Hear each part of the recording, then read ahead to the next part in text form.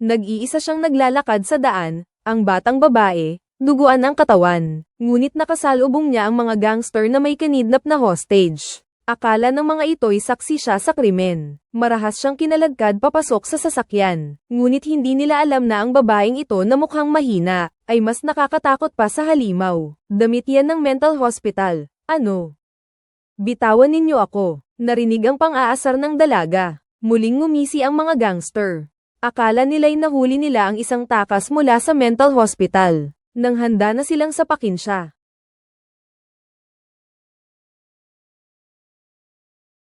Sa gitna ng mga hiyaw, isang gangster ang malakas na naitulak palabas ng mabilis na sasakyan. Ang nawalan ng kontrol na sasakyan ay tuluyang bumangga sa isang puno. Doon lamang pumalma ang dalaga. Nang akmang papatayin na niya ang huling miyembro ng grupo. Tigilan mo iyan. Dali-daling sumigaw ang babaeng banihag para pigilan siya. Masama man ang mga ito. Mas malaking gulo ang magagawa niya kung may mamamatay. Matapos tawagan ang ambulansya gamit ang telepono ng isa sa mga lalaki. Aalis na sana ang babae. Ngunit huminto siya sa di kalayuan. Lumingon siya sa nag-iisang dalaga. Naalala niya ang pagliligtas nito kanina. Hindi niya natiis at hinawakan ang kamay nito. Tumawag ang babae sa kaibigan niyang doktor para iuwi ang dalaga. Ngunit pagdating ng kaibigan niyang doktor, biglang nagdugo ang ilong ng dalaga at nawalan ito ng malay. Anak.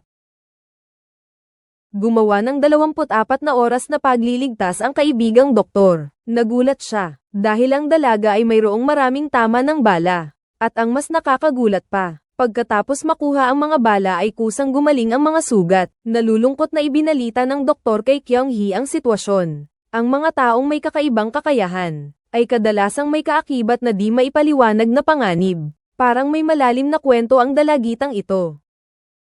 Hindi nila kailanman aakalaing, ang dalagang ito na nailigtas, ay may natutulog na kapangyarihan, ng pangalawang henerasyon ng bruha sa kanyang katawan. 10 taon na ang nakakaraan, isang mahiwagang organisasyon ang gumawa ng malupit at di makataong eksperimento sa mga inosenteng bata. Sa maraming mga subject, siya lang ang nakaligtas at nagkaroon ng pambihirang kakayahan. Ang babae ay tinukoy ng mga mananaliksik bilang primordial mother. Mayroon siyang kamanghamanghang kakayahan sa telekinesis at pagpapagaling ng selula, para makagawa ng marami pang tulad niya. Isang maingat na plano ang inihanda ng organisasyon. Pinahayaan muna nilang mamuhay siya sa normal na lipunan. At huhulihin na lamang siya kapag siya ay nagdalang tao na. Kapag nakumpirma ng babae ang sanggol, nakuha ng mga siyentista ang kristal ng enerhiya mula sa kanyang katawan. At matagumpay na nakapag-produce ng isang pares ng gene, na magkaparehong kambal. Ang kapatid na babae, bilang isang clone,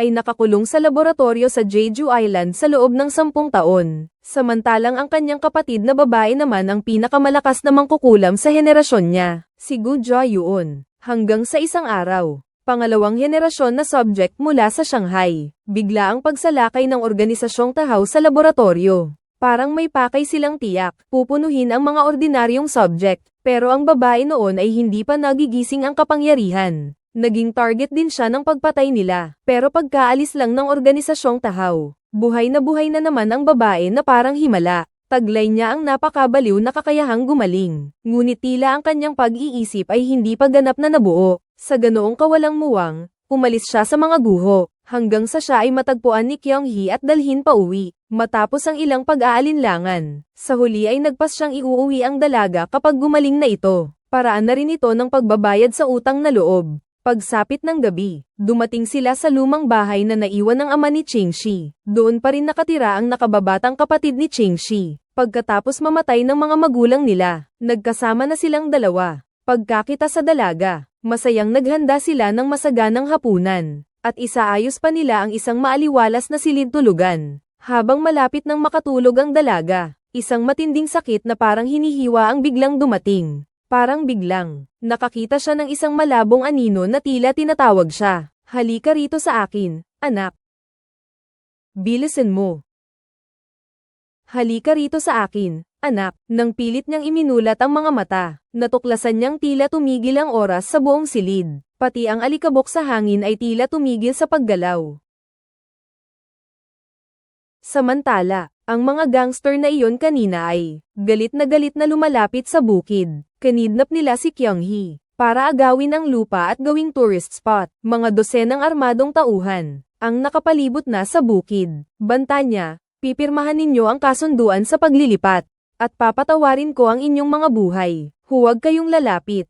Sinasabi ko sa inyo, huwag kayong lalapit. Narinig ninyo ba ako? Pinagulat mo ako. Dalhin mo rito si Tian. Bitawan mo ako, hayop. Nakita niyang naapi ang ate niya. Kinuha ng kapatid ang baseball bat at tumakbo palabas. Pero ang payat niyang katawan, hindi kapantay ng mga durugistang iyon. Agad silang naibagsak sa lupa. Nang akmang pipilitin na sila ng leader na pirmahan ang kontrata, isang miyembro ang biglang natakot at tumingin sa bubong. Grabe, muntik na akong mamatay sa takot. Sa ilalim ng liwanag ng buwan, ang anino ng dalaga ay tila multo na nakatayo sa bubong. Sa gitna ng mga matang puno ng pagkagulat ng mga tao, tumalon ang dalaga mula sa tuktok ng gusali.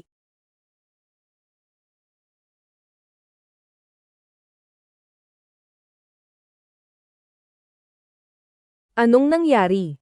Pagtatanghal ba ng acrobatics? Tahimik siyang naglakad papunta sa pinakamatabang lalaki. Isang malakas na sipa ang kanyang ipinukol.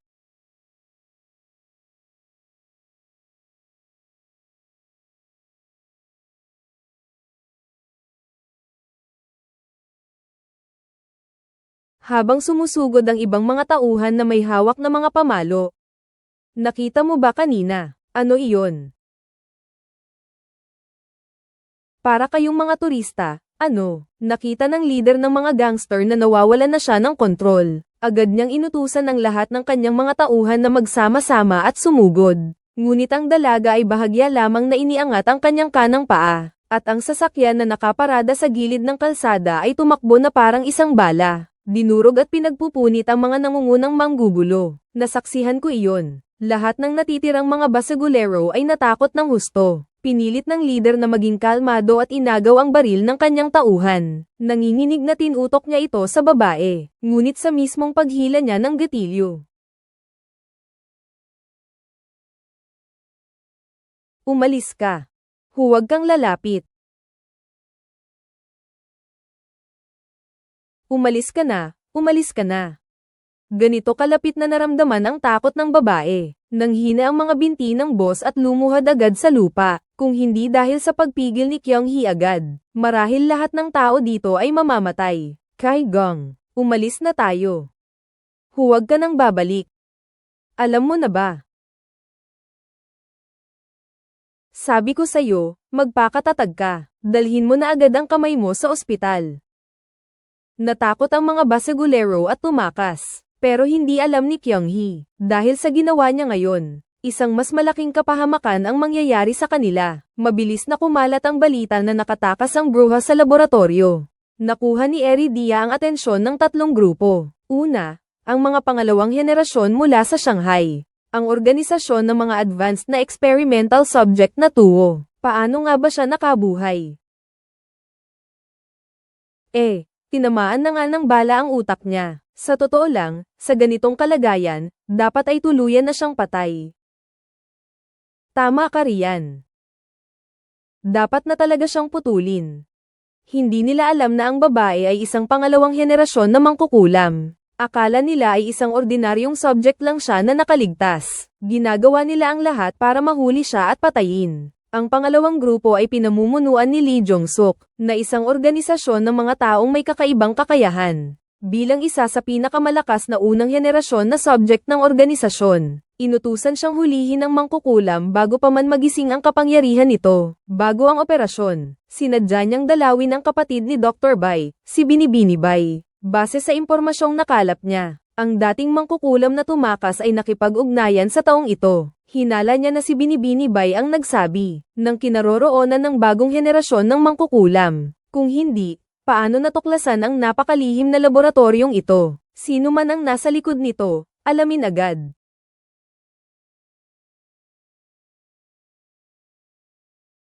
Hindi. Wala tayong panahon para mag-imbestiga ng mabuti sa sitwasyon natin ngayon. Itinanggi naman ni Supervisor Bai, pero hindi pa rin nawawala ang pag-aalinlangan ni Ashua. Kakaalis lang niya. Tumawag na si Supervisor Bai sa isang third party. Galing sila sa isang American team, at miyembro rin sila ng organisasyon. Nitong mga nakaraang araw, sumusunod sila sa mga utos ng organisasyon, at buong lakas na hinahabol ang mga tumakas na subject ng eksperimento. Sa kanyang kakayahan sa pakikipaglaban, ang paglaban sa ordinaryong target na S-rank ay napakadali lang sa kanya. At ang kalaban, 10 taon na ang nakakaraan, dahil sa hindi malamang dahilan. May utang na loob kay White Supervisor. Nang marinig niya ulit na kailangan siyang manghuli ng mangkukulam, agad din siyang pumayag. Para na rin bayad sa kanyang utang na loob noon. Naiintindihan ko na ang ibig mong sabihin. Ipagpalagay na lang natin itong kapalit ng utang ko sa iyo 10 taon na ang nakakaraan. Aalis na ako. Para lang sigurado, may itinanim kaming mga chips sa mga bata sa laboratorio. Ire-record nito ang kalagayan ng kanilang utak, at ang lokasyon. Makakatulong yan sa iyo para mahanap siya. Pero pagkalabas niya lang ng base, hinarang na siya ni Asoke na sumusunod sa kanya. Napagtanto niya agad ang katalinuhan. Tiyak na ang kausap ay sumusunod sa utos ni Manager Bai. Napapatay sa mangkukulam. Lagi nang pinaghihinalaan ni Ashua na si Manager Bai ang nagkanulo sa organisasyon. Si Guzik Hong ang unang mangkukulam, ang batang iyon. Ang huling taong kinausap ay si Manager Bai, di ba? Pagkatapos noon ay bigla na lang siyang nawala. Akala mo ba yun lang? Ninakawan ni Gu Jiayuan ang Huff and Glass at ang laboratorio sa Bangkok, bago siya pumunta sa Jeju Island, at huli na niyang ninakawan ang laboratorio sa Shanghai. Alam mo yun di ba? Ang mga advanced na subject doon, lahat ng mga iyon ay nawala na. At idagdag pa ang pagnanakaw sa punong tanggapan ng laboratorio ngayon. Parang may malaking plano si Direktor Beck, palagay ni Aesop. Isang napakalaking balak. Ayaw niyang makita ang dating mga kasamahan na madamay sa gulo. Bukod pat siya ang pinakamatagumpay niyang tauhan noon. Ngunit habang nakatingin sa puntod, ang nangyari 6 na buwan na ang nakakaraan ay nagpagalit kay Zhao Xian, sa kanyang kapitan. Kaya't nagdesisyon siyang umalis sa grupo at hindi na sumunod sa mga utos. At ngayon, hindi na niya papansinin ang payo nito. Umalis na tayo, huwag na tayong magkita pa. Magkahiwalay na tayong lahat ngayon. Ang sanggit-sanggit talaga nito. 3 grupo, 3 magkakaibang motibo. Isang operasyon ng pag-aalis sa ikalawang henerasyon ng mangkukulam ang palihim na nagaganap. Nakaamba na ito sa dilim. Kasama ng 2 magkapatid na sina Kyung-hee ang mangkukulam ngayon. Nagwawala sila sa pag-show shopping sa supermarket, para siyang batang nakadiskubre ng bagong mundo. Inubos niya ang mga merienda sa estante, pati ang mga balot ay inayos niyang mabuti, habang naliligayahan siya sa kanyang kinakain. Isang panganib ang palihim na dumarating. Ang mga basagulero na kanyang napag-alitan kagabi ay nag-alok ng pabuya sa dark web. At aksidenteng natuklasan ang tunay na pagkatao ng mangkukulam. Nang nanginginig siyang pumunta sa lungsod ng mga organisasyon para magbalita, halos himatayin siya sa nakita niya. Hoy! Ayun, bago yung cellphone. Pero sino ba kayo? Aba, sino pa ba? Kayo kaya ang tumawag sa amin, ah. Nasaan na ngayon yung babae? Papatayin niyo rin naman ako kung sasabihin ko, di ba?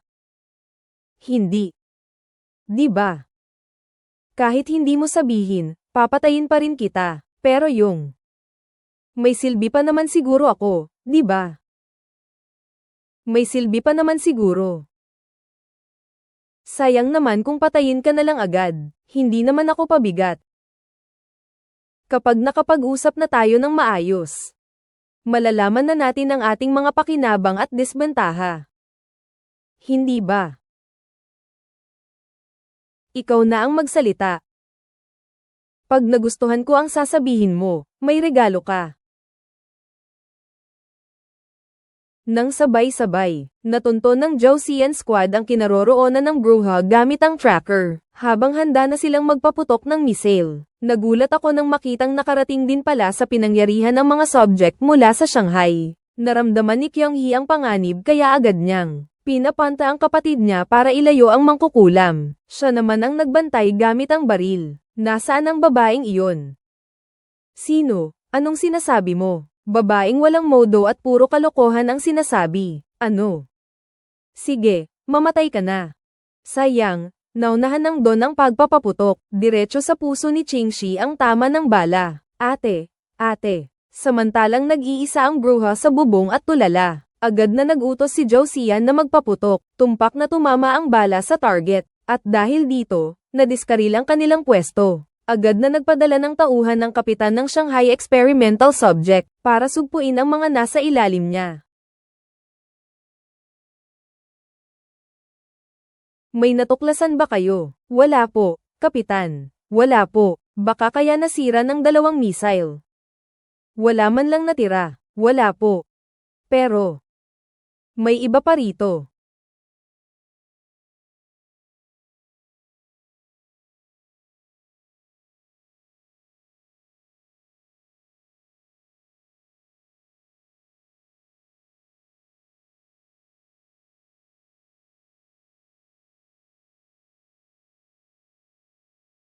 Ang ikalawang henerasyon ng mga subject ay nagpakita ng napakalakas na kapangyarihan. Patuloy na umatras ang grupo ni Zhou Xian.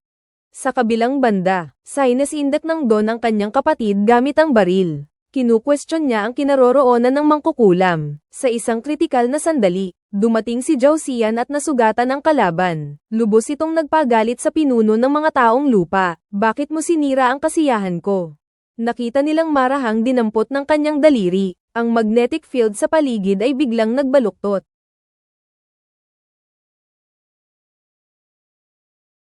65 lahat D2833.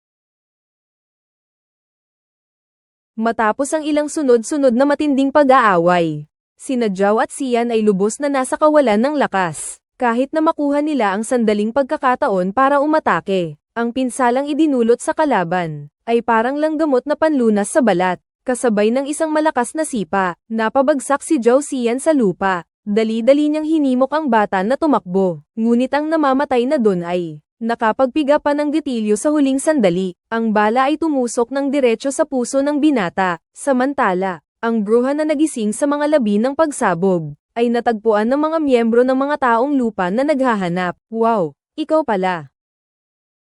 Masayang winasiwas ng babae ang kanyang espada at pinagsasaksak, pero hindi niya inaasahan ang susunod na mangyayari.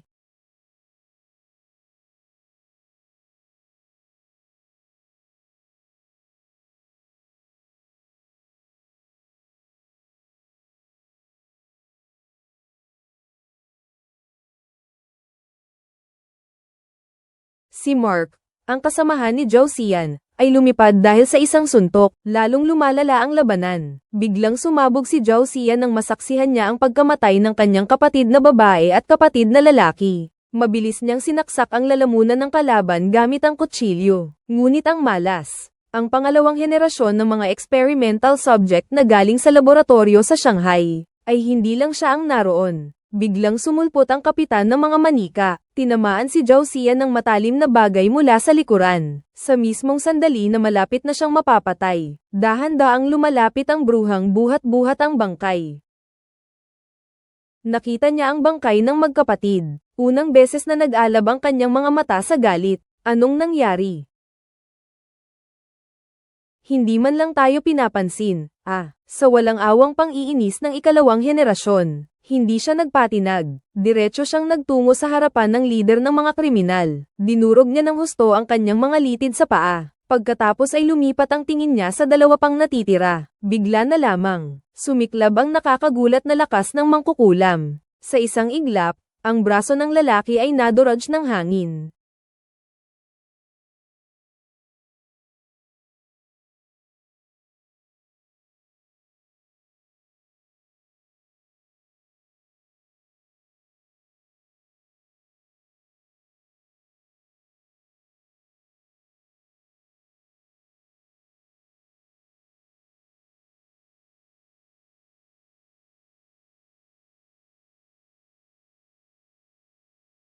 Ito ang tunay na pagkakaiba ng lakas. Kinontrol ng mangkukulam ang isipan ng babae para pilitin itong saktan ang sarili.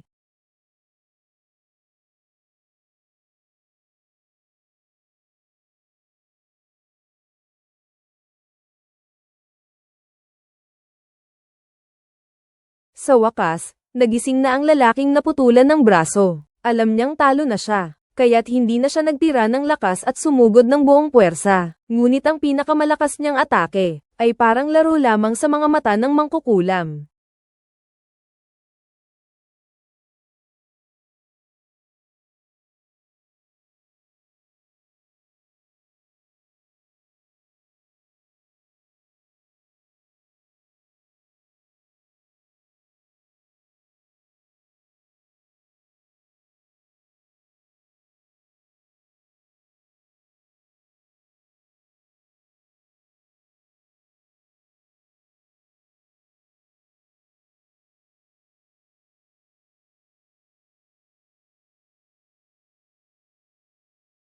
Sa isang iglap, ay naglaho na ang lalaki. Nang ibaling ng mangkukulam ang tingin sa mga natitirang miyembro ng mga tawtaw, natakot na umatras ang kalaban. Sa gitna ng panganib, isang misteryosong tao ang biglang sumulpot. Siya ang maalamat na mangkukulam. Ikaw. Dumating ka rin.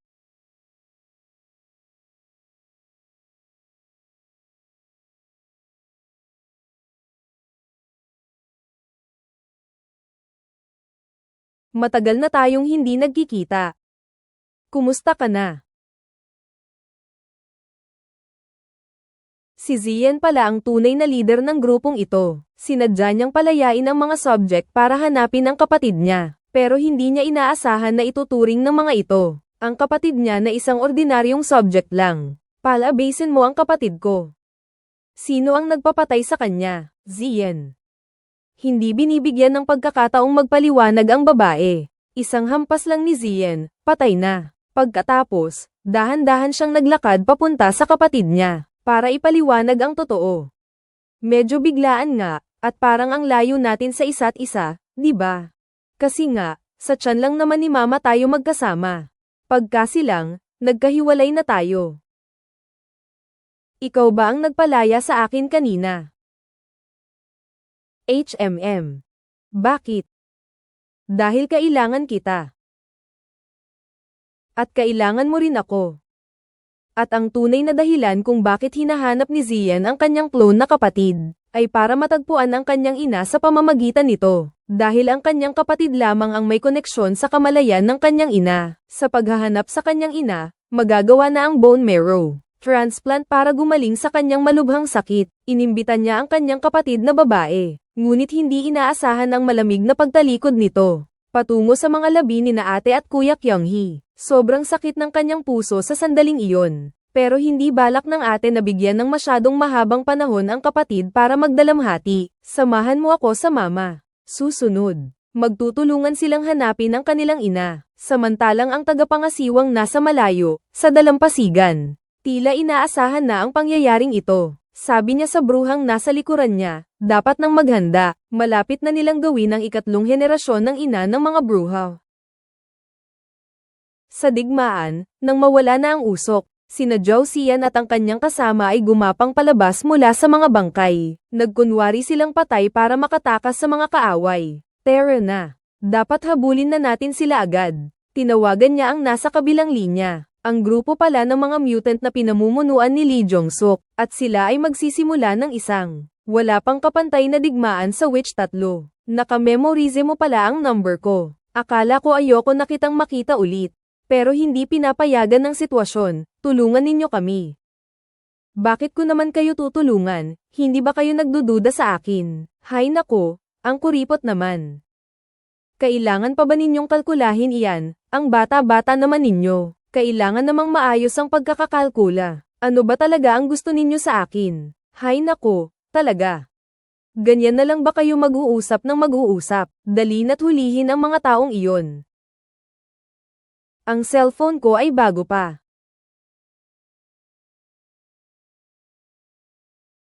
Huwag kang mag-alala. Alam ko kung saan sila pupunta.